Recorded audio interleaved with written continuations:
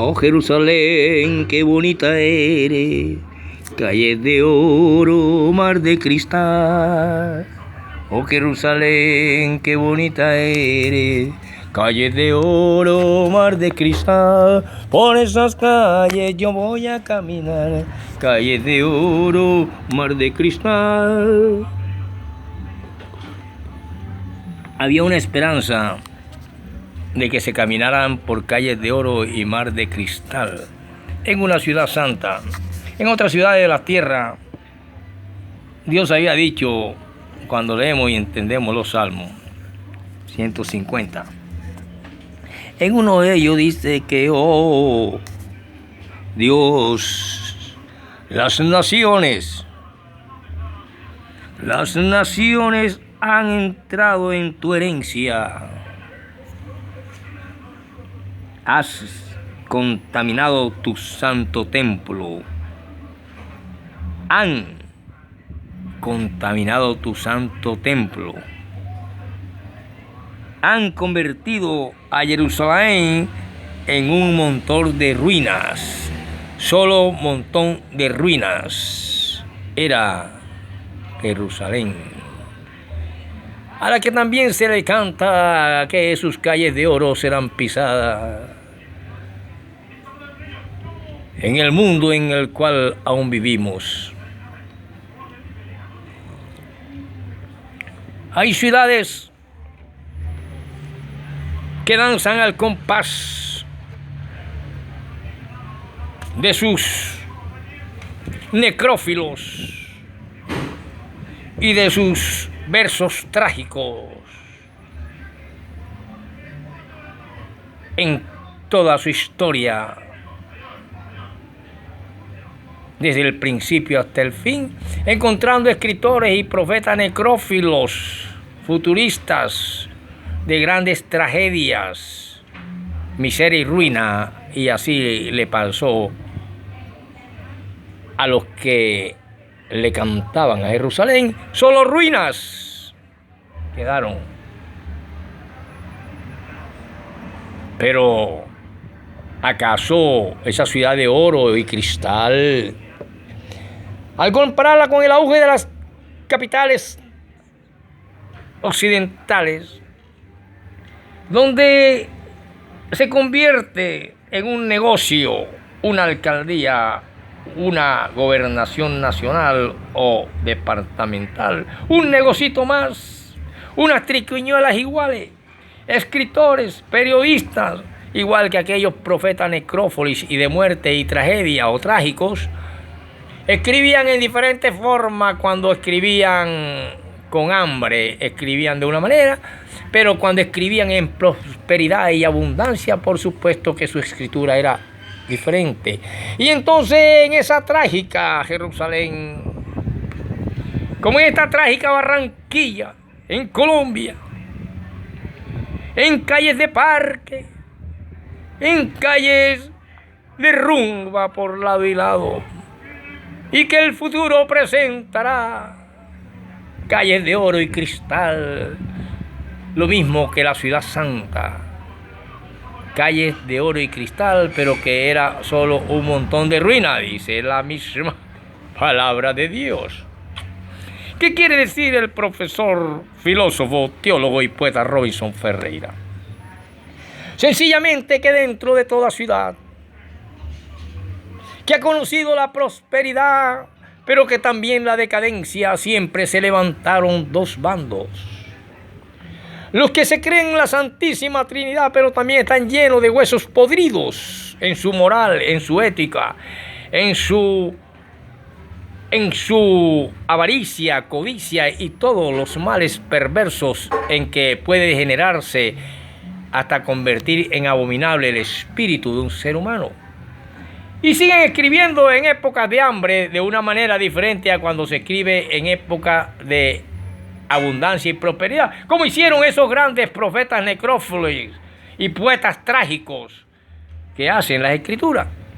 Y por eso encontramos que nos hablan de una Jerusalén en ruinas y también es fácil que nos hablen llena de oro y de cristal por las cuales yo voy a caminar. Entonces, ¿qué quiere decir o qué queremos entender con esto?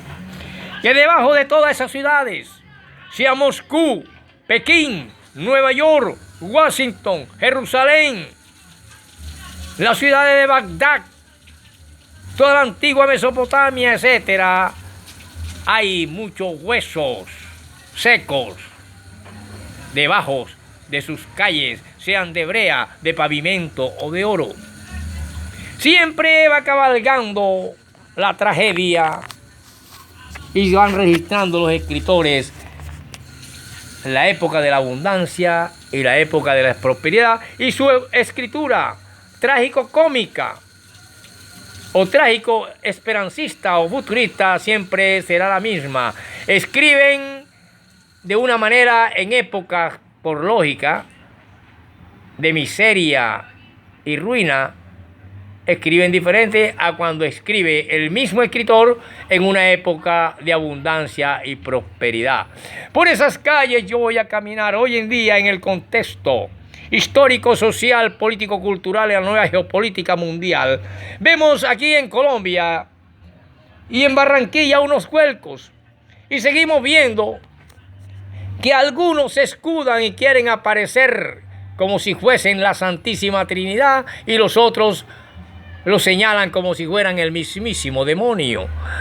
Por lo tanto, siempre la moral decadente de los países y las ciudades en avanzada, decrépitas, pero maquilladas por un burgomaestre o por un gobernante, le hacen ver al ser humano que ha prosperado, pero realmente lo que existe es una decadencia, una ruina personal. Lo que existe es la misma avaricia, la misma codicia, la misma usura. Y la ciudad santa tiene debajo de sus calles de oro y cristal huesos podridos y carnes corroídas de los tantos asesinatos que han hecho los imperios cada vez que la pisoteaban, igual que estas ciudades de Occidente y de Mesopotamia cuando son zarandeadas, bombardeadas, ensangrentadas sus calles por la avaricia, la codicia de los sistemas económicos, en este caso el que nos precede desde los organismos oeásticos y onuscos. De ese modo, podemos entender que las ciudades más santas están llenas también en su suelo, han absorbido en su subsuelo sangre por tonelada y huesos podridos dentro y debajo de sus cortezas terrestres. Por eso, camines por oro o por cristal, la historia universal nos ha dicho que estas ciudades, por muy santas, están llenas de podredumbre. Por las masacres, por lo que sus profetas cronofílicos y profetas trágicos llegan a señalar que hasta los niños serán estrellados contra las paredes. Entonces, no sabemos si realmente estamos ante la prevalencia de una superioridad de lo sensible objetivo y de lo abstracto intangible. De ahí que cuando las ciudades encuentran de que un bando que utiliza los medios comunicativos y se maquillan hasta el gran punto de aparecer santos como la Santísima Trinidad, también están corroídos por la podredumbre y la abominación, el crimen, la tragedia, la maldad, la avaricia, la codicia, y sin embargo señalan a los demás como si fuesen el mismísimo demonio. En estos vuelcos actuales de la geopolítica nacional e internacional, lo vemos en las contiendas, cuando vemos los tramulles los trueques, las partidas de ajedrez en el ajedrez político, todas las triquiñuelas que se hacen para permanecer casi perpetuamente en un poder, y que de ahí muchos países visionaron que la única salida que había para transformar a una nación no eran los panfletos de sensibilidad que hoy se escriben, sino que solo la lucha armada podría socavar las estructuras de una nación hasta lograr una revolución o un cambio. Así lo probaron en la década del 60, del 70, 80, muchas naciones y les resultó, pero hay partes combatientes